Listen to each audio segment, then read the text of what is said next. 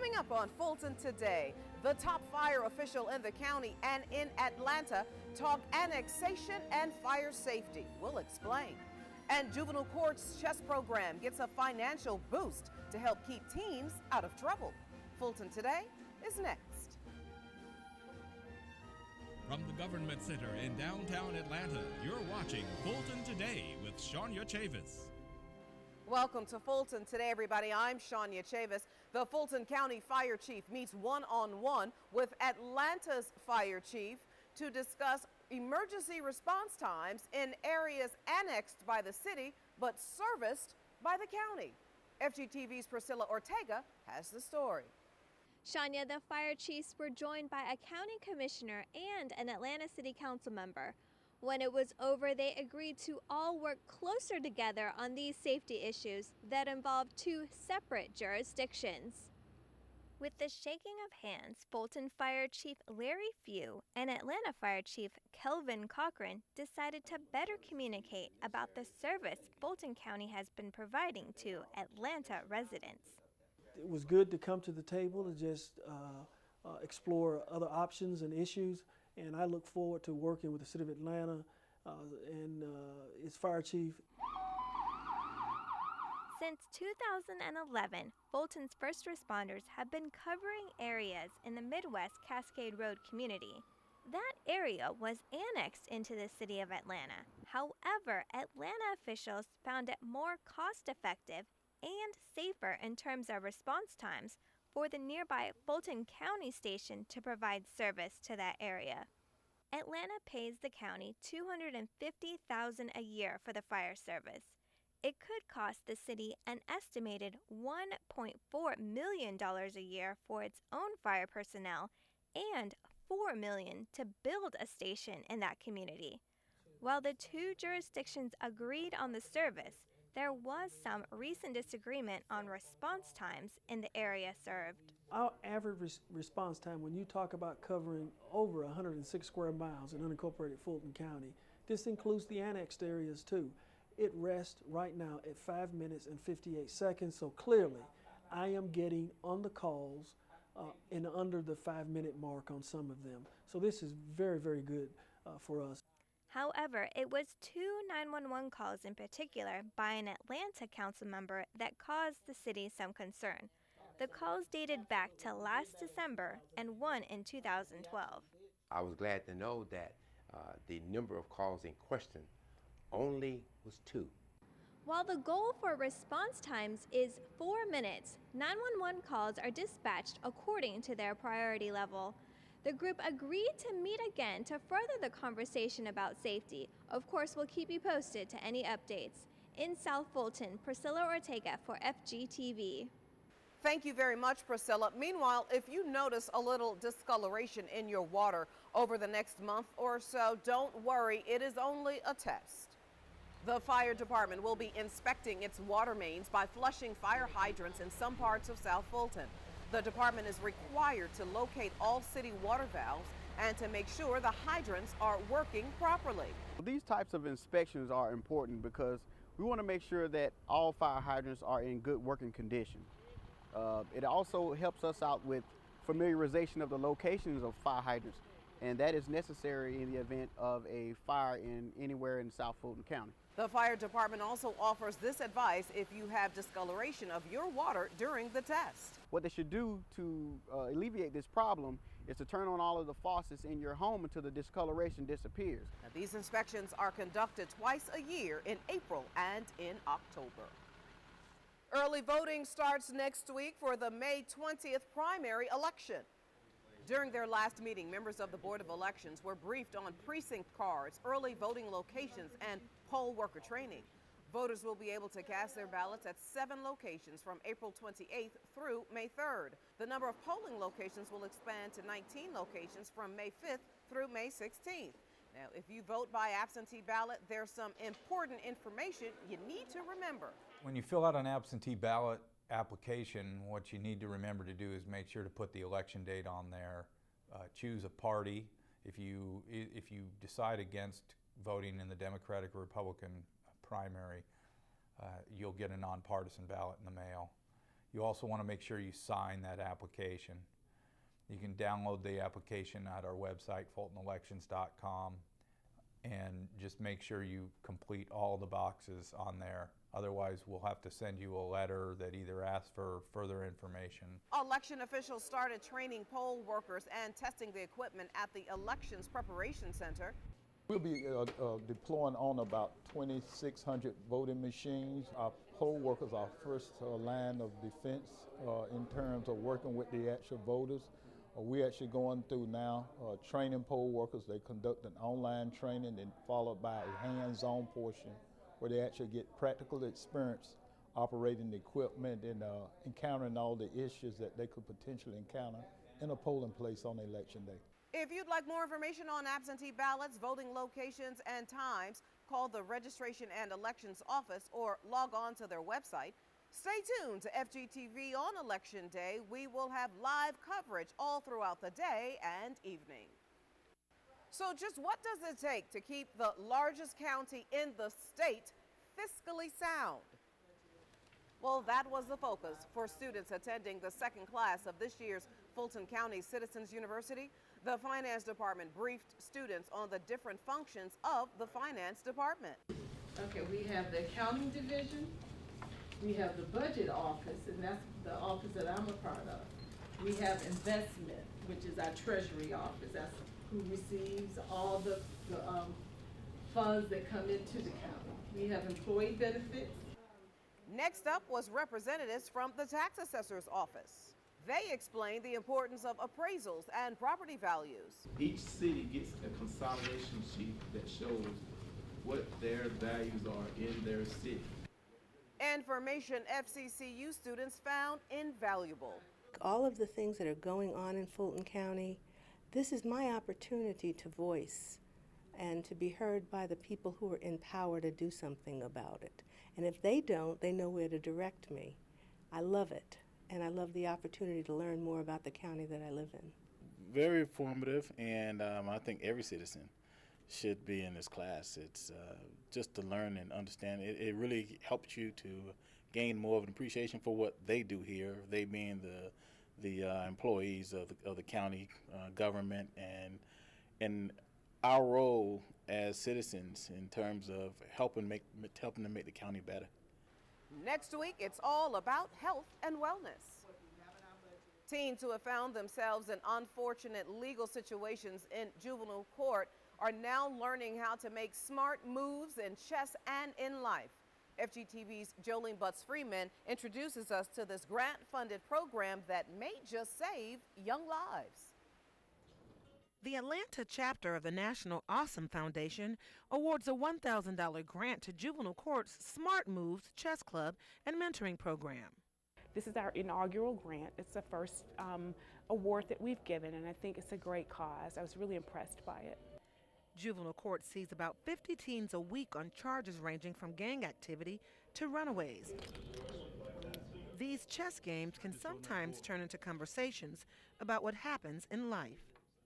There's a lot of parallel between the kinds of decisions that have to be made in this room with an opponent across the table and the kind of decisions that need to be made in the community. The application for the grant was submitted by Juvenile Court Officer Mustafa Mahdi, who started the mentoring program. The games take place every Friday from 5 p.m. to 8 p.m. I thought you was coming with the pawn. I thought you was coming regardless. That's why you put The court wanted to create an activity that could be engaging for boys, and they came up with the game of chess. It's so much like life in that you must consider what each move, the consequences of each move you make. And again, that's what made it attractive to us. Whoever controls these 4 squares controls the board. The court's program mentors include volunteers, deputies, probation officers, college students, and parents. I really applaud many of the programs that Chief Judge Boyd is doing and his staff in terms of diversion, in terms of mentoring, in terms of getting his team to work directly with young people, really designed to empower them and to give them a second chance in life. About 25 male teens regularly take part in the Smart Moves program. It's an acronym for science, math arts, reading, and technology. So not only do we want to teach them the game of chess, we want to teach them to be successful in the game of life. And for one teen, the lesson is paying off. There's a phrase that we use, what can you do to protect your king? Because the king on the board is the most vital piece. If you lose that, then the game is over. So when I'm out, I look at myself as the king, and the decisions I make, you may make a wrong move now that could affect you forever. So I look at it, what moves can I do to protect myself? The teen says if you want to plan your goals and future, you probably need to play chess. Reporting for FGTV, I'm Jolene Butts Freeman. Thank you very much, Jolene, and we'll have more on that story in our district-by-district coverage. And still to come on Fulton Today, celebrating the silver anniversary of a popular museum. It's in our district-by-district coverage next.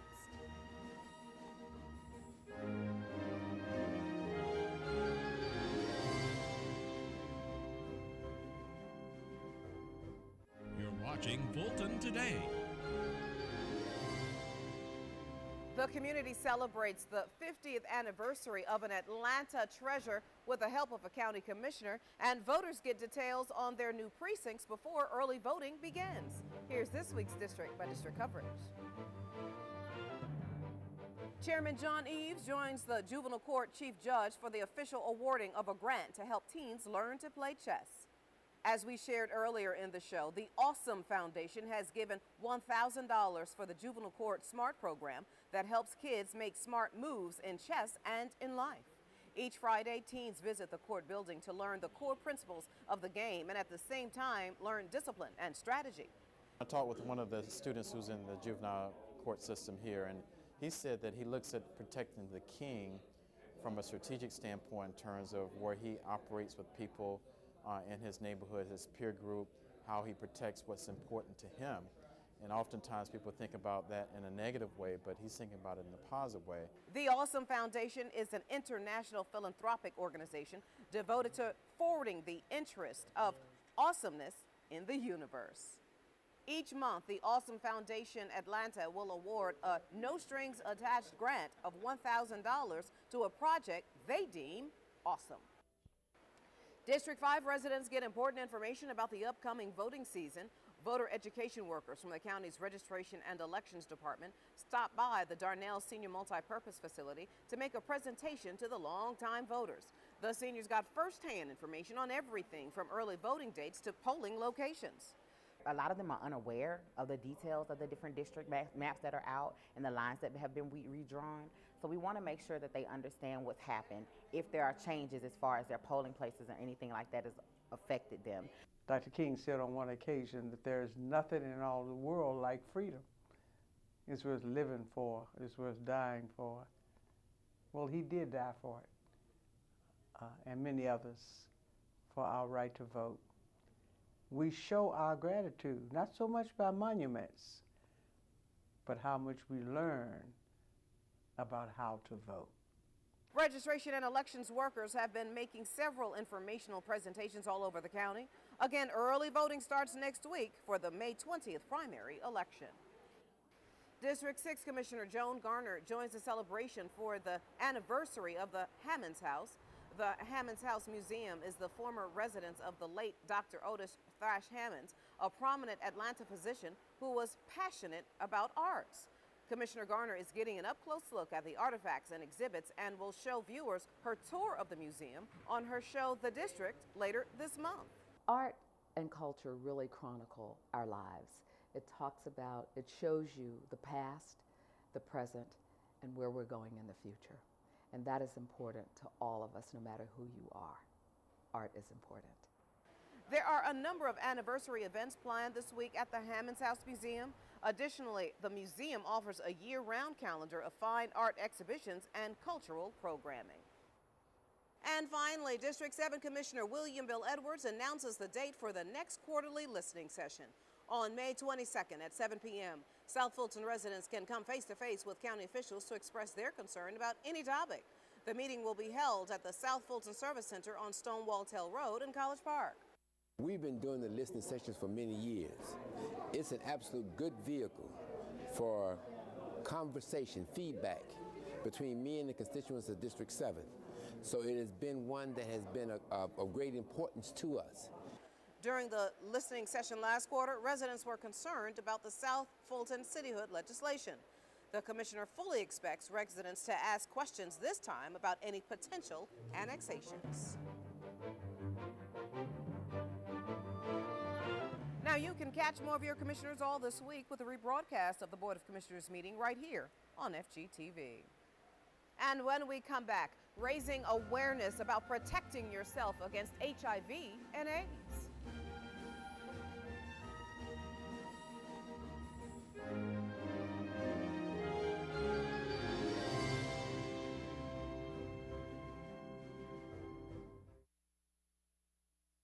You're watching Fulton Today. So what does faith, science, and policy have to do with good health? Well, members of the Interfaith Coalition of Fulton County can explain. They are marking another anniversary, and this time with a health summit. FGTV's Lynn Vaughn has the story.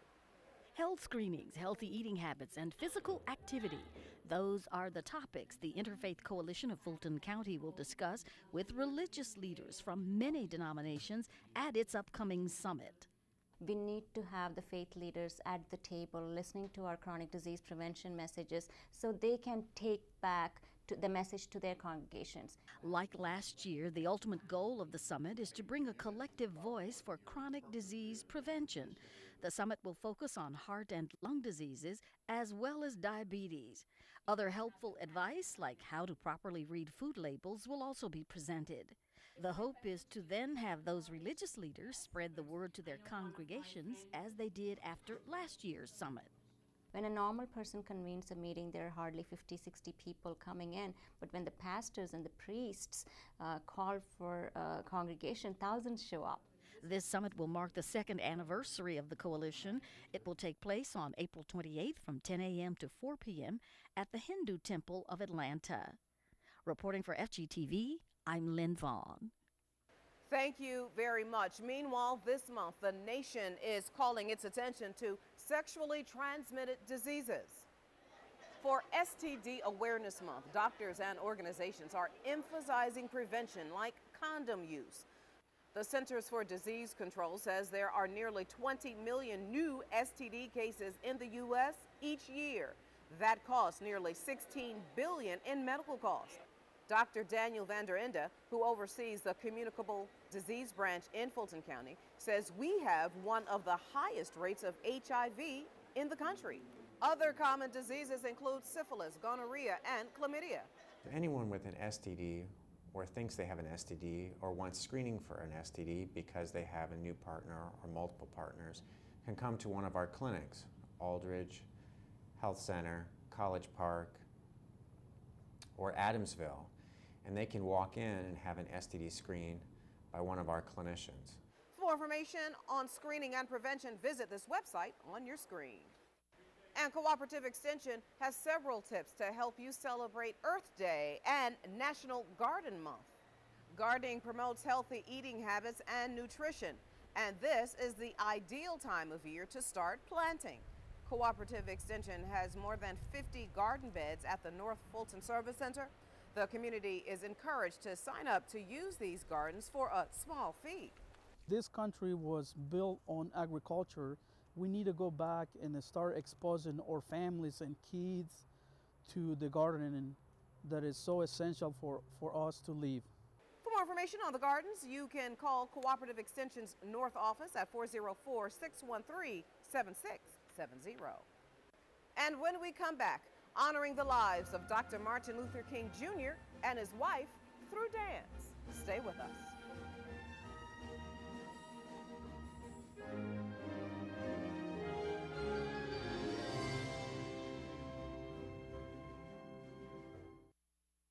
You're watching Fulton Today.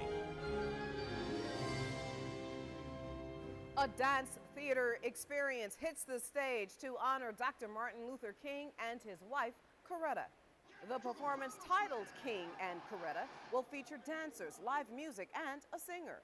The Axum Dance Theater Experience is presenting the event at the Southwest Arts Center.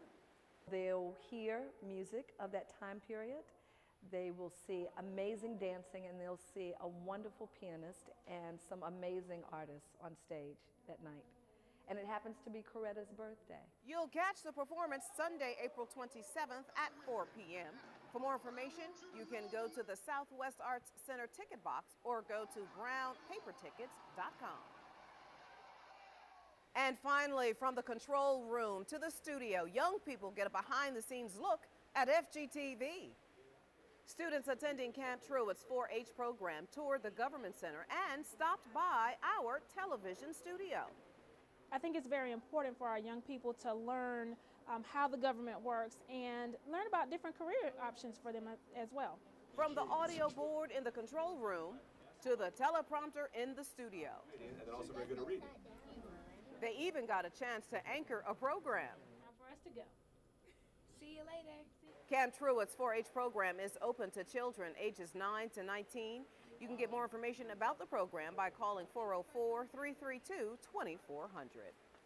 And before we go, our reminder that we'd like to hear from you about the stories and programs right here on FGTV. Go to our website to take a survey, or you can email us at fgtv.feedback@fultoncountyga.gov.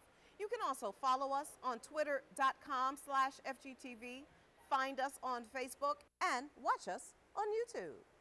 Well, that does it for this edition of Fulton Today. I'm Shania Chavis. Thank you for joining us. Join us each week for news around and about Fulton County.